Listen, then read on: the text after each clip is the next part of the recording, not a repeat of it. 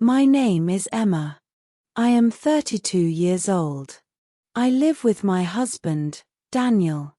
He is 34. We have been married for 8 years. Our life is simple and quiet. Daniel works in the city. He often comes home late because his job is very busy. But I trust him. He is a kind man. He always takes care of me. I believe he loves me. One night, everything changed. It was a Thursday. Daniel came home late.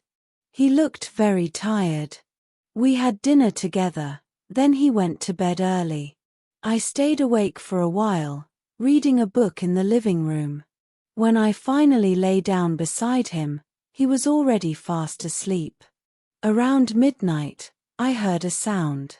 It was his phone, ringing on the bedside table. The screen lit up in the dark room. My heart jumped.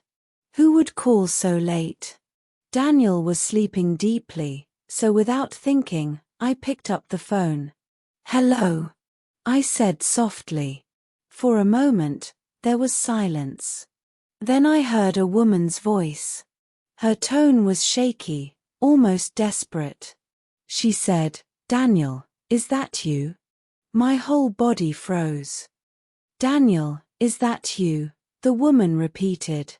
Her voice was trembling. I sat up in bed, my hands shaking. "No," I said quietly. "This is his wife." "Who are you?" There was a pause on the other side. Then the woman gasped. "His wife." "Oh, I didn't know." Her voice sounded broken, full of fear. "Who are you?" I asked again. She ignored my question and spoke quickly. "Please, I need to talk to him. It's important. Tell him that Anna called. Tell him it's about Michael." Michael. My mind spun. I had never heard this name before. Who was Anna? Who was Michael? My heart began to beat fast. The woman's voice grew urgent. "He promised me. He said he would help. But now it's an emergency. Michael is very sick. We need money for the hospital. Please, just wake him up." I looked at Daniel. He was still asleep beside me, breathing heavily. I felt my chest tighten. My husband's name, spoken by another woman, mixed with talk of promises, sickness, and money. "I think you have the wrong number," I whispered, trying to sound calm. But the woman's answer made my blood run cold. "No. I don't have the wrong number. I know Daniel. I know him very well. Please, just tell him Anna called." Before I could reply, the line went dead. I sat in the dark room, the phone still in my hand, my heart racing. Who was Anna? And why did she call my husband in the middle of the night? I sat frozen for a long time, staring at the phone in my hand. My mind was full of questions. Finally, I turned to Daniel. He was still asleep, peaceful, like nothing had happened. But I could not stay quiet. I touched his shoulder gently. "Daniel, wake up," I whispered. He opened his eyes slowly. "What is it?" he asked, his voice heavy with sleep. "Your phone rang," I said. "A woman called. She asked for you." Daniel rubbed his face and frowned. "A woman? At this time? It must be a wrong number." "No," I said firmly. "She knew your name. She said her name is Anna. She talked about someone named Michael. She said you promised her something." For a moment, Daniel's eyes widened. Then he looked away. "You must have misunderstood. Maybe she was confused. People sometimes dial the wrong number." I shook my head. She wasn't confused. She sounded desperate. She said Michael is sick. She begged for your help. Daniel sat up now, his jaw tight. Emma, listen. You are overthinking. I don't know this, Anna. I don't know Michael. Go back to sleep. But his tone was sharp, too quick, too defensive. My heart felt heavy. I studied his face in the dim light. His lips said wrong number, but his eyes told me something else. He was hiding. I didn't argue more that night. I lay back down, staring at the ceiling. But the doubt was planted deep in my heart, and it refused to go away. The next day felt endless. I tried to keep myself busy, but my mind returned again and again to that call. Who was Anna? Who was Michael? Why did Daniel look so nervous when I asked him? That night, Daniel came home late again. He said he had extra work at the office. He ate dinner quietly, then went straight to bed. I lay awake beside him, waiting, listening to the silence of our room. My heart beat fast, as if it already knew what was coming. It was close to midnight when the phone rang again. The same number. The same sound that now filled me with dread. My hands trembled as I picked it up, but this time, I didn't speak. I held my breath and listened. Daniel, please, answer me, the woman's voice cried. It's Anna. Michael is worse tonight. He can't breathe. The doctor says we need to admit him. I don't have enough money. You promised you would help. Where are you? Tears filled my eyes as I listened. Every word confirmed what I feared. This was no wrong number. She knew him. She trusted him. She was begging for him. I pressed the phone tightly to my ear, trying not to make a sound. The woman's sobs broke through the line. Daniel, please, don't leave us now. I can't do this alone. Then the call ended. The silence in the room felt louder than her cries. I looked at Daniel. He was still sleeping, or maybe pretending. My chest ached. The truth was closer now. My husband had a secret, and it was only a matter of time before it destroyed everything. I could not sleep after that second call. My heart was heavy, my thoughts restless. The next morning, when Daniel left for work, I sat alone at the table with his phone in front of me. My hands shook. I had never checked his phone before. I always trusted him. But now, trust felt broken. I opened the call log. My breath caught in my throat. The same number had appeared many times. Not just last night. Not just the night before. Dozens of calls. At different hours.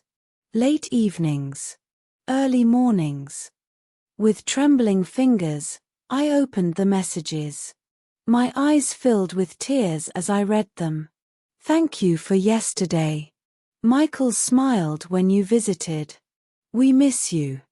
Please don't forget us. Each word cut into me like a knife. He had been speaking to her, caring for her, helping her. Not once or twice, but many times. This was not a stranger. This was someone he was deeply involved with. I dropped the phone onto the table. My chest hurt. Was this betrayal? Was it love?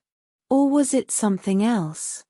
I thought about our marriage, our promises, our life together.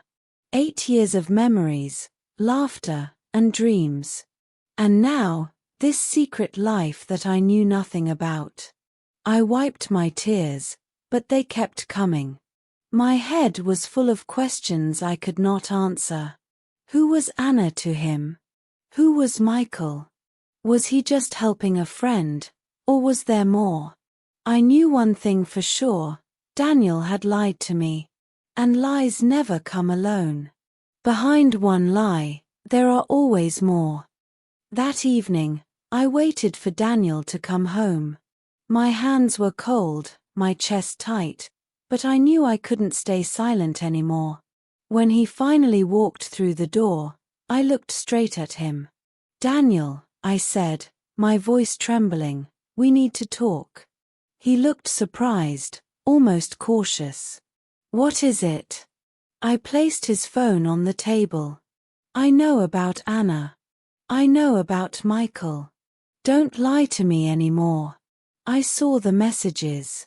I heard her voice. Twice." His face drained of color. For a moment he said nothing, only stared at the phone like it was a weapon pointed at him. Then he sat down slowly, his shoulders heavy. "I didn't want you to find out like this," he whispered. My heart pounded. "Find out what? Who is she? Who is Michael?" Daniel covered his face with his hands. "Anna, she's from my past. Years ago, before I met you, we were together. It wasn't serious, but then she got pregnant. I didn't know what to do. I was young, scared. We broke up, and I moved on.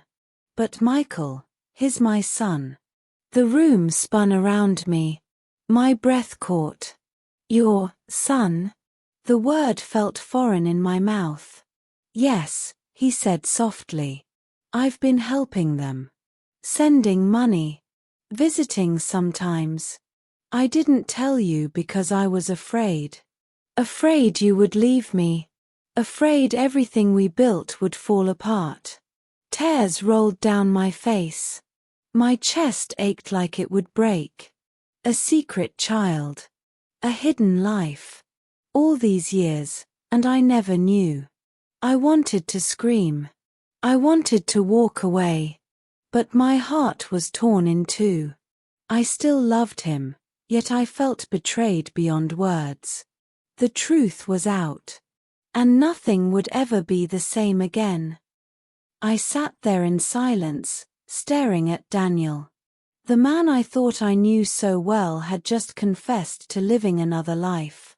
My heart felt heavy, torn between anger and love, between betrayal and the years we had shared. "Why didn't you tell me?" I whispered. My voice cracked. "You let me believe our life was honest, simple, safe. All this time, you carried a secret bigger than both of us." Daniel's eyes filled with tears. "I was afraid, Emma. Afraid of losing you. Afraid you would never look at me the same way again.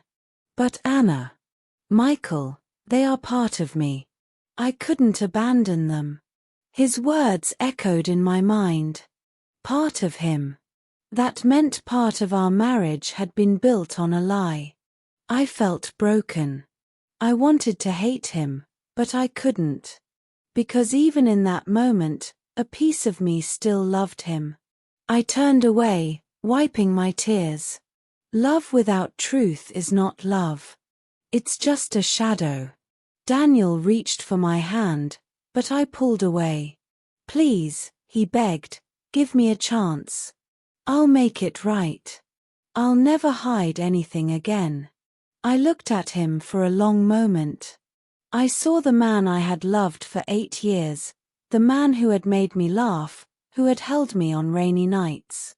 But I also saw the man who lied, who hid, who let me live in the dark.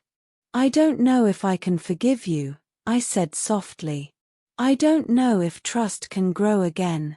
But I do know this: secrets destroy love.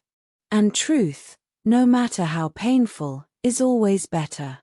That night, I lay awake, staring at the ceiling. My marriage was no longer the same. Maybe I would forgive one day. Maybe I wouldn't. But I had learned something powerful. Without honesty, even the strongest love will eventually fall apart. Sometimes a single phone call can change your whole life. What would you do if you discovered a secret phone call in the middle of the night? Share your thoughts in the comments. And if you liked this story, Please like, share, and subscribe.